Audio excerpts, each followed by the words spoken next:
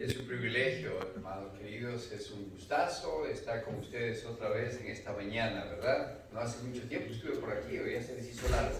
No, nos gusta que esté aquí. Bueno, antes de empezar, quisiera saludarlos a todos, desearles que el Señor los siga prosperando, bendiciendo. Y quisiera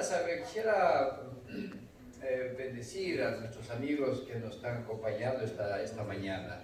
Quisiera bendecirlos a ellos. ¿Cuántos amigos, personas que nos están acompañando? Hacen la mano, por favor, para ver cuántos hacen la mano, tengan pena, hacen la mano. Dios, God bless you, my friend. Thank you for coming. Somebody, ¿alguien más vino? ¿Hacen la mano? ¿Todos son de la familia? Les da pena, pastor. ¿Les da pena? Hay varios, hay varios. Ok, todos los que no alzaron la mano y les da pena, nosotros los amamos, los abrazamos, los bendecimos. Gracias por haber venido esta mañana acá. ¿Ok? Que Dios me los bendiga también. Hermanos queridos, siempre que pongo el púlpito pienso que somos privilegiados de estar en la casa de Dios. Pero hay otras personas que están en los hospitales, no están en la casa de Dios. Hay personas que están en angustia, tristezas, como las personas que están en guerra todavía por allá en Ucrania. O esas personas que todavía siguen llorando después de esos grandes terremotos que pasó allá por esos lugares. ¿Qué les parece si hacemos una pausa y oramos por ellos? Amén. Oremos. Padre, antes de abrir tu palabra, oramos por las personas que sufren, por las personas que están en los hospitales, en la cárcel, la gente que está aquí en México y queriendo cruzar la frontera y está con frío, con hambre, con miedo, con cansancio. Señor, pedimos misericordia para esos huérfanos, niños, niñas que quedaron después de este terremoto. Y pedimos, Señor, que nos ayudes a ser agradecidos porque nos has traído a tu casa. En el nombre de Jesús. Amén. Bueno, ahora para abrir nuestro corazón y nuestras Biblias a la palabra de Dios, mis hermanos, les invito a leer 2 versículos en preámbulo al tema de hoy. ¿Ok? Abran sus Biblias. A ver, tomen sus Biblias. Aunque si nos proyectan aquí el versículo también se vale, si es que lo pueden proyectar. Ok, no lo van a proyectar. Busquen sus Biblias, hermanos queridos, en Marcos capítulo 2. A ver, búsquenlo por favor. Marcos, y si hay un amigo, una amiguita que nos está acompañando esta mañana acá, ustedes muéstrenle la Biblia para que lea, para que vea que lo que vamos a hablar aquí está escrito en la Biblia. Marcos capítulo 2, en el capítulo 2, el versículo 15. Marcos 2, 15. Yo estoy con un poquito de tos, así que si ustedes ven que me da un ataque de tos, ustedes hacen cuenta como que no se dan cuenta, ¿ok? Seguimos. Muy bien. Marcos capítulo 2, versículos 15 y 16. Bien, la palabra de Dios dice así. Aconteció que estando Jesús a la mesa en casa de él. ¿Quién es él? Aquí hagamos una pausa. Cuando dice que Jesús entró en la casa de él, se está refiriendo, mis hermanos, a la casa de Leví. ¿Y quién era Leví? Leví era un cobrador de impuestos. Algunos de ustedes ya saben, porque tenemos amigos que están aquí, así que ustedes me permiten predicar. Y ustedes saben, mis hermanos, también, que los cobradores de impuestos eran extorsionistas. Ellos eran despreciados, porque cuando cobraban los impuestos también robaban a la gente. Eran ellos como ladrones escondidos. Y el versículo dice que cuando Jesús estaba sentado en la casa de un hombre, de un cobrador de impuestos, que se llamaba Leví, muchos publicanos y muchos pecadores estaban también sentados a la mesa juntamente con Jesús y sus discípulos. ¿Notan ustedes? Jesús se sentaba en la mesa con muchos publicanos, y esos ladrones, y dice también muchos pecadores. Ahora fíjese lo que dice el versículo 16. El versículo 16 dice: y los escribas y los fariseos viéndole comer a Jesús con los publicanos y con los pecadores, dijeron a los discípulos: ¿qué es esto que Jesús come y bebe con los publicanos y pecadores? La gente se escandalizaba. La gente se escandalizaba porque Jesús estaba sentado en la mesa con publicanos y pecadores. A la gente no le gusta eso. La gente se sentía incómoda de ver a Jesús sentado con publicanos y pecadores. La gente se sentían molestos, confundidos, se sentían enojados. ¿Por qué? Porque Jesús se relacionaba con gente pecadora. Ese es un versículo que está allí para que después lo razonemos. Vamos a buscar otro versículo de la Biblia. Busquen en Romanos capítulo 10. Romanos capítulo 10. Una vez ustedes me acompañan. Romanos capítulo 10, si yo lo encuentro primero, lo leo por ustedes. ¿Está bien? Y el versículo 17 ya lo tengo. Romanos 10, 17. Es un versículo pequeñito, bien conocido. Y el versículo dice así: así que la fe es por el oír, y el oír la palabra de Dios. ¿Ven ustedes, mis hermanos? Aquí dice que la fe viene escuchando la palabra de Dios. Esto quiere decir, mis hermanos, que ustedes y yo hacemos bien en venir a la iglesia para escuchar la palabra de Dios. Cuando usted viene a la iglesia a escuchar la palabra de Dios, la fe comienza a moverse dentro de usted. Algo comienza a suceder dentro de su mente, dentro de su inteligencia, porque la fe comienza a nacer, la fe comienza a crecer dentro de usted. Todo eso por escuchar la palabra de Dios. La Biblia dice que la fe viene por el oír la palabra de Dios. Y ahora les voy a invitar a leer, a que leamos juntos una larga lectura de la Biblia. Y vamos a buscar esta lectura en el libro de Josué, el capítulo 2. A ver si ustedes lo encuentran. Está en el Antiguo Testamento, Josué capítulo 2, y vamos a leer desde el versículo 1 en adelante. Es una larga lectura, pero está bien para que ustedes y nuestros amigos se enteren de lo que está pasando. Bien, voy a leer por ustedes. Josué capítulo 2, desde el versículo 1 en adelante. ¿Están listos? Le leo. Dice así: Josué, hijo de Nun, envió desde Siquín 2 espías secretamente, diciéndoles: andad, reconocer la tierra y a Jericó. Y ellos fueron y entraron en casa de una ramera que se llamaba Rahab, y posaron allí. Y fue dado aviso al rey de Jericó diciendo: he aquí que hombres de Israel han venido aquí esta noche para espiar la tierra. Entonces el rey de Jericó envió a decir a Rahab: saca a los hombres que han venido aquí y han entrado en tu casa, porque han venido para espiar toda la tierra. Pero la mujer había tomado a los 2 hombres y los había escondido, y dijo: es verdad que unos hombres vinieron a mí, pero no supe de dónde eran. Y cuando se iba a cerrar la puerta de la ciudad, siendo ya oscuro, esos hombres se salieron, y no sé a dónde han ido. Seguidlos a prisa y los alcanzaréis. Mas ella los había hecho subir al terrado, y los había escondido entre los manojos de lino que tenía puestos en el terrado. Y antes que, el versículo 8, y antes que ellos se durmiesen, ella subió al terrado y les dijo, escuchen lo que ella les dijo: sé que Jehová os ha dado esta tierra. Noten esto: Dios todavía no les había dado esa tierra a los israelitas, pero esa mujer dice: yo sé que Jehová os ha dado esta tierra. Algo que todavía no era realidad, para esa mujer por la fe ya era realidad. Y la pregunta es, mis hermanos, ¿de dónde sacó esta mujer esa seguridad de que Dios les iba a dar esa tierra a los israelitas? ¿de dónde obtuvo esta mujer esa fe? Sigamos leyendo y escuchemos lo que ella dice en el versículo 10 en adelante. En el versículo 9 ella dice, yo sé que Jehová os ha dado esta tierra. En el versículo 10 ella dice, porque hemos oído. Noten eso. Ella oyó,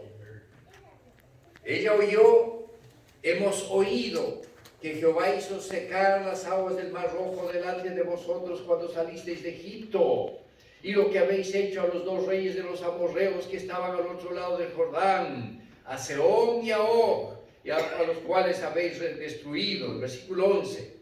Oyendo esto, note que ella dice otra vez oyendo esto, ha desmayado nuestro corazón y no ha quedado más aliento en hombre alguno por causa de vosotros, porque Jehová vuestro Dios, el Dios de arriba en los cielos y abajo en la tierra. Os ruego pues ahora, el versículo 12, que me juréis por Jehová, que como he hecho misericordia con vosotros, así la haréis vosotros con la casa de mi padre, de la cual me daréis una señal segura, y que salvaréis la vida de mi padre y mi madre, a mis hermanos y hermanas, y a todo lo que es suyo, y que libraréis nuestras vidas de la muerte. Ahora escuchen, hermanos, lo que los espías les respondieron a esa mujer, en el versículo 18. He aquí, les dijeron ellos, cuando nosotros entremos a esta tierra, tú atarás un cordón de grana en la ventana por la cual nos descolgaste, y reunirás en tu casa a tu padre, a tu madre, a tus hermanos y a toda tu familia de tu padre. Y cualquiera que saliere de las puertas de tu casa, la sangre será sobre su propia cabeza, y nosotros seremos sin culpa. Mas cualquiera que estuviese en tu casa, tu sangre será sobre nuestra cabeza, si a alguna mano le tocare. Hasta ahí nos quedamos. ¿Qué les parece esta historia? Ustedes conocen que hay algunos refranes que en realidad son proverbios que tienen mucho de verdad. Por ejemplo, ustedes han escuchado el refrán que dice, dime con quién andas. Eso, y te diré quién es. Otro refrán con el mismo mensaje dice, pájaros con las mismas plumas. ¿No se la saben esa? No, te la tienen que saber. Dice, pájaros con las mismas plumas vuelan juntos. Hay otro refrán con el mismo mensaje que dice, el que con lobo se junta. Esa sí se la saben, ¿verdad? El que con lobo se junta, a aullar aprende, dice. Ustedes saben que estos dichos enseñan que si una persona se junta con otra persona, se va a hacer parecida a esa persona. Que una persona se convierte igual a las amistades que tiene. Y en las Escrituras, mis hermanos, en la Biblia hay advertencias que nos dicen que nosotros no debemos tener malas amistades. En la Biblia dice que nosotros no debemos tener malas compañías. Miren, por ejemplo, no busquen en la Biblia, no busquen, pero les voy a leer. El apóstol Pablo, en 2 Tesalonicenses, capítulo 3, 14, el apóstol dice, si alguno no obedece a lo que decimos, no os juntéis con él. ¿Ven ustedes? El mismo apóstol Pablo, en Romanos 16, 17, también dice, escuchen, os ruego, hermanos, que os fijéis en los que causan divisiones y tropiezos en contra de la doctrina, y que os apartéis de ellos. ¿Ven ustedes? En otras palabras, el consejo del apóstol Pablo dice, no os juntéis con gente que no es buena compañía. Hermanos, este consejo es sabio. Este consejo viene del cielo. La Biblia dice, no tengan malas compañías, no se junten con gente de mala influencia. Pero, aunque Dios dice, no hagan amistad con gente de mala reputación, ya leímos en Marcos capítulo 2 que Jesús tenía malas compañías. Jesús se juntaba con gente que tenía mala reputación. Y se juntaba con publicanos, con borrachos y pecadores. Se juntaba con gente que tenía mala reputación. ¿Por qué? Porque aunque Dios odia todos los pecados, la Biblia dice que Dios ama a todo pecador. ¿Jesús odia los pecados de los borrachos? Sí, Jesús odia ese pecado, pero ama a los borrachos. ¿Desprecia Dios el pecado de los ladrones? Sí, Dios desprecia el pecado de los ladrones, pero los ama también. Dios aborrece el pecado de los estafadores. Dios aborrece el pecado de los adúlteros. Dios aborrece el pecado de los maldicientes, de los homosexuales, de los murmuradores, de los chismosos, de los criticones. Dios aborrece todos los pecados, pero ama a todos los pecadores y quiere ser amigo de ellos y Dios de ellos también. Amén. La gente, viendo a Jesús comer con los pecadores, la Biblia dice que se escandalizaron y dijeron: ¿qué es esto que Jesús come y bebe con publicanos y pecadores? Les quiero contar. En una ocasión, en una iglesia, una jovencita rubia vino a hablar conmigo, muy bonita. Nunca voy a olvidar esa ocasión, porque de sus ojos, mientras hablaba conmigo, había lágrimas. Lágrimas corrían por su mejilla. Estábamos sentados frente a frente y esta jovencita sollozando me dijo: pastor, yo he querido ser una buena cristiana. En mi corazón yo quería cuando era más chiquita, pero ahora he ido demasiado lejos con mis novios y he llevado una vida libertina. He llevado una vida de pecado y he dado inclinación a las inclinaciones de mi carne y he pecado con todos esos novios que he tenido. Estoy segura, pastor, estoy segura que el cielo ya no tiene perdón para mí. Siento que ya no hay salvación para mi pastor. Creo que para mí ya no hay gracia, ya no hay perdón y no me voy a salvar. Le dije: jovencita, ¿cuántos años tiene usted? Y me dijo: 19. Y le dije: ¿cree usted que con 19 años usted ya agotó la infinita gracia de Jesús? ¿Qué es lo que le hace pensar a usted? Le dije que con 19 años usted ya no puede salvarse y que Jesús no la puede salvar. ¿Qué le hace pensar que sus pecados son más grandes que su Salvador? La jovencita dejó de llorar y me quedó mirando como queriendo escuchar más. Entonces le di mi pañuelo para que se seque sus lágrimas y se limpie la nariz, pero también le di mi Biblia y le pedí que abra en Hebreos capítulo 11. Y ustedes saben, mis hermanos, que en este capítulo de Hebreos 11, la Biblia contiene nombres de personas que van a ser salvas por fe. Lean conmigo, si ustedes abren Hebreos capítulo 11, y vamos a leer desde el versículo 4, para que ustedes vean, hacerles recordar lo que la Biblia dice en alguno de estos versículos que vamos a leer. Voy a leer por ustedes, para ayudarme con el tiempo, en Hebreos capítulo 4, Hebreos capítulo 11, el versículo 4, y dice así, le leo, escuchen, dice: por la fe, Abel ofreció a Dios más excelente sacrificio que Caín. Y ustedes saben, mis hermanos, que por la fe Abel va a ser salvo. El versículo 5 se menciona el nombre de Enoc y dice: por la fe Enoc fue traspuesto para no ver muerte. Y ustedes saben, mis hermanos, que por la fe Enoc no experimentó la muerte. Enoc fue llevado al cielo y fue salvo por la fe. En el versículo 7 dice: por la fe Noé. En el versículo 8 dice: por la fe Abraham. El versículo 20 dice: por la fe Isaac.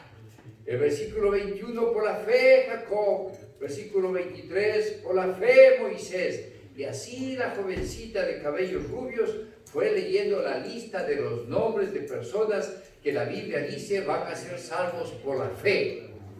Ella me dijo, sí, pastor, pero estas personas son personas gigantes en la fe.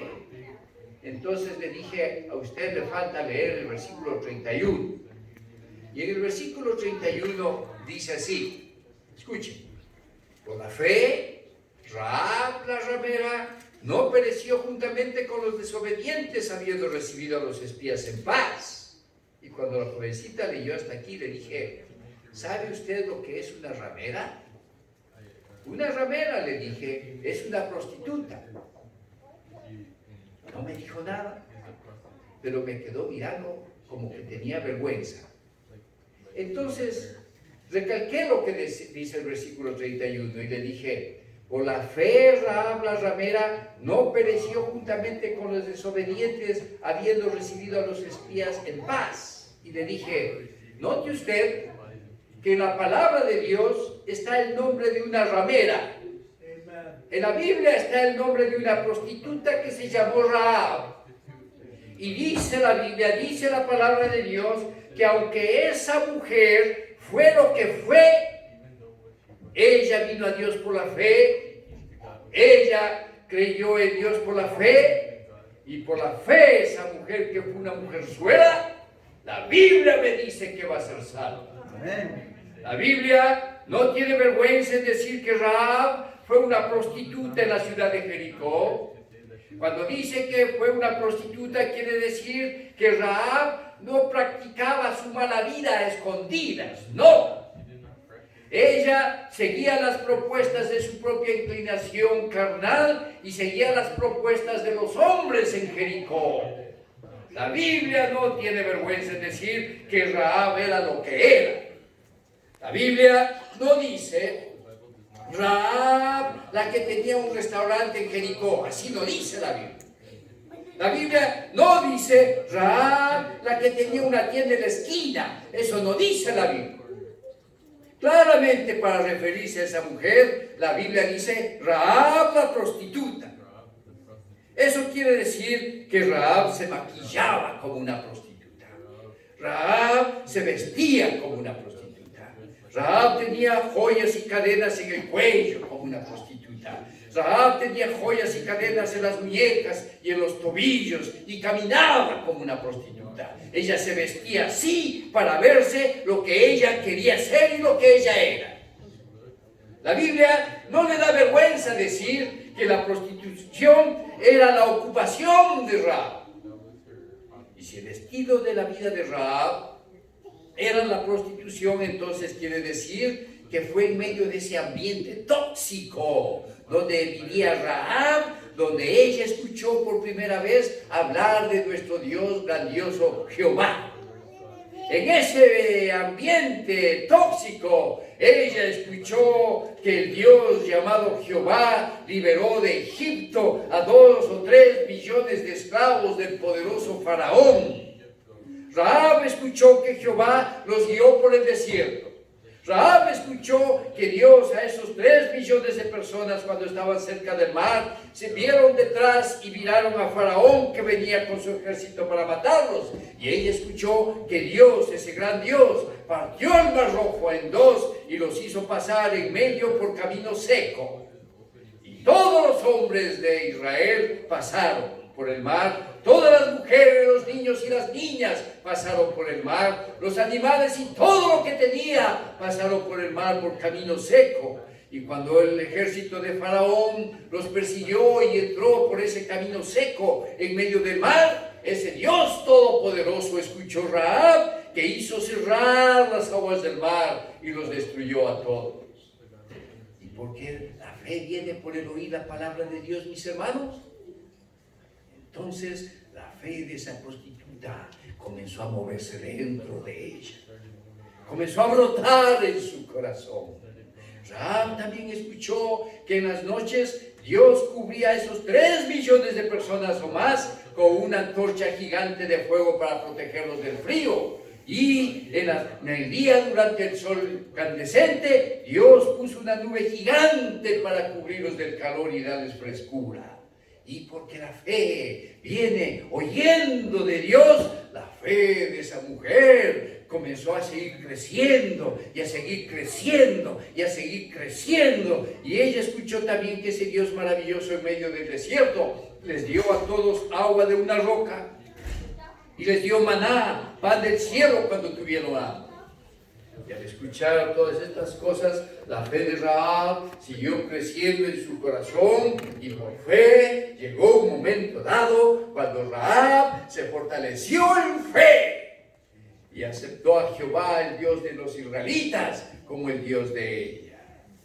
Eso quiere decir que Rahab se fue a su casa y se lavó el maquillaje de prostituta, se cambió la vestimenta de mujerzuela, rompió el libro negro de sus clientes y comenzó a preguntar: ¿sabe alguien más acerca del Dios de Israel? Y seguramente la gente como así sabe.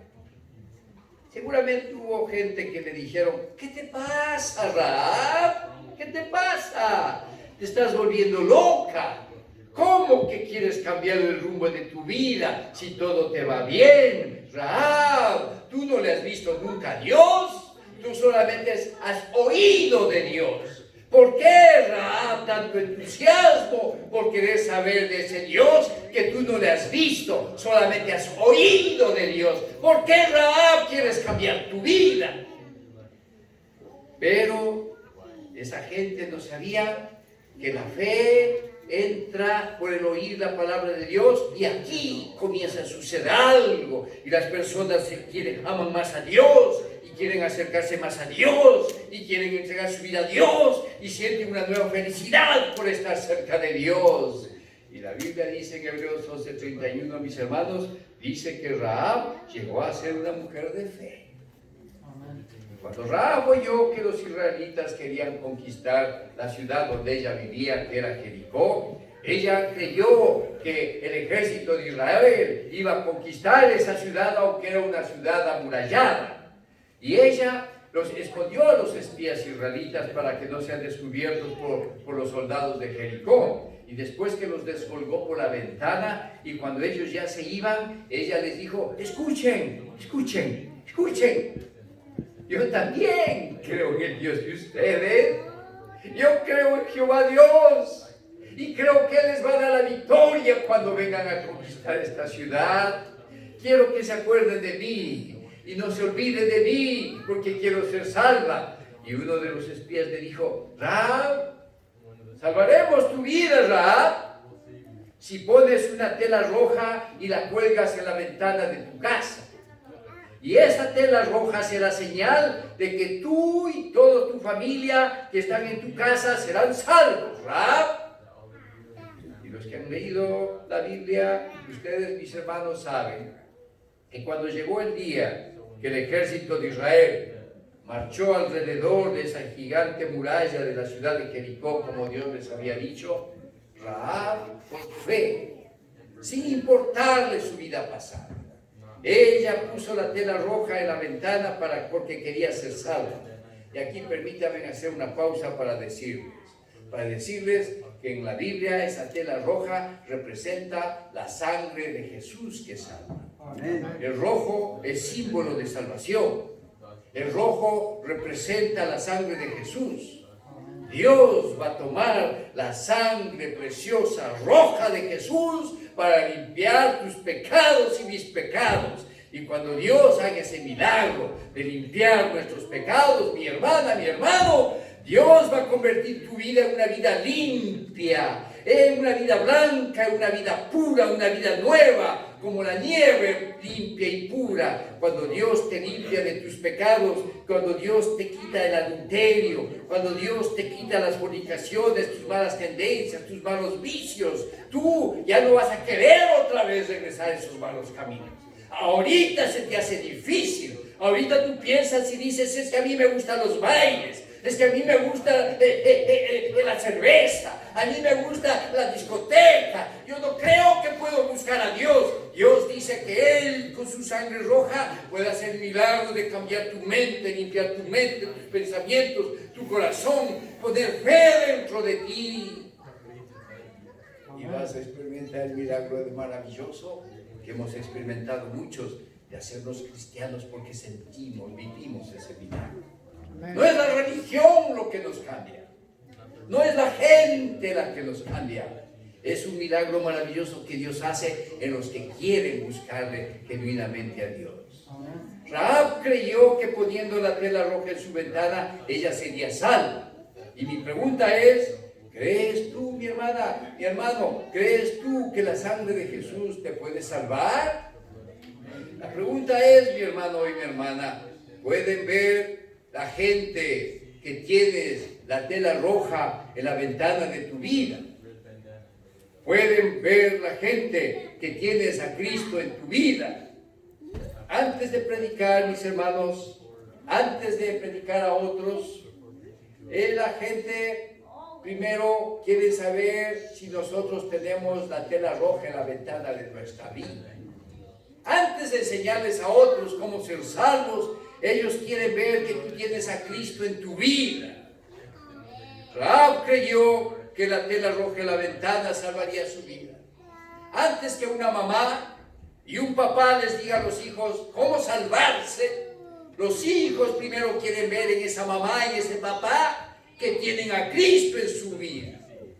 Cuando ellos ven que ese padre, esa madre llevan a Cristo en su vida en todo momento, ese hijo, esa hija respetan a ese padre y quieren seguir el mismo camino de ejemplo que los inspira. Rahab creyó que la tela roja en la ventana salvaría su vida y por fe puso esa tela roja en su ventana y por fe fue a traer a su mamá, dice la Biblia, a su papá, a sus primos, sus amigos, sus vecinos, los metió en su casa porque ella quería y creía que todos ellos podían ser salvos. Noten esto.